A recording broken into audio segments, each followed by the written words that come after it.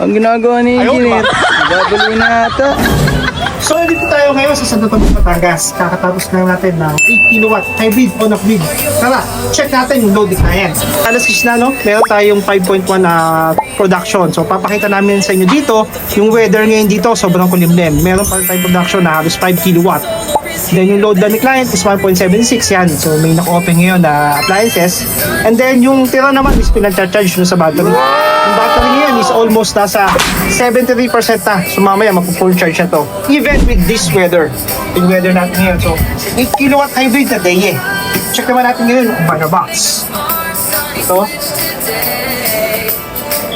Ito yung PB SPD, yan yung mga breakers ng panels. And then, ito naman AC SPD, MTS. MTS yung gamit natin ngayon since nakameral ko naman sila dito, walang masyadong lang. Ito naman yung battery breaker natin, YRO. So yan, battery breaker for our battery Dongjin. 51.2 volts, 300 Ah or 15.36 kilowatt hour. So, nagustuhan ko sa battery na to, napaka-sleek niya, napakaganda. And also, yung battery terminal niya, ganda oh. Hindi na siya disco. So, nilalak na lang siya. So, protection yan just in case na worst case, mabasa siya. Protected siya.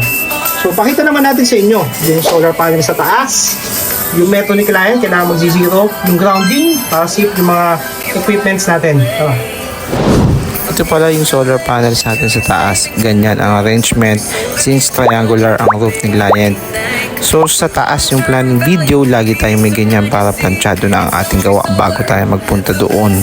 Na-approve naman yan ni client yung arrangement ng panels, pati na rin yung location ng inverters and batteries.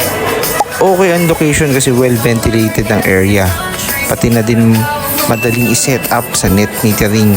May plano kasi si client na i-apply dito in the future for net metering. Maganda din ang bubong ni client kasi puti. Magandang mag-reflect lalo na sa bifacial panels.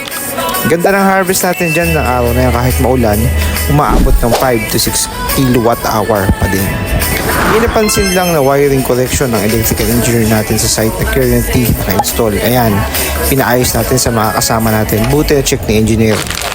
Ito naman syempre, properly grounded ang ating system. Yan, ginamit natin yung grounding rod na nandun sa side. So yun, hindi masyadong broke. Wala tayong kinukuha sa meral ko, even na may naka-open na appliances.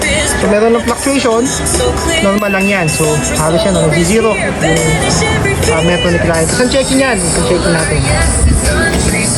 Sobrang maulan ang araw na yan, kaya ayan si engineer, nag-sundance na. Maraming projects, nababaliw na si engineer kakapunta. Salamat po sa inyo, dear Ang clients. ginagawa ni Engineer, nababalo na yata.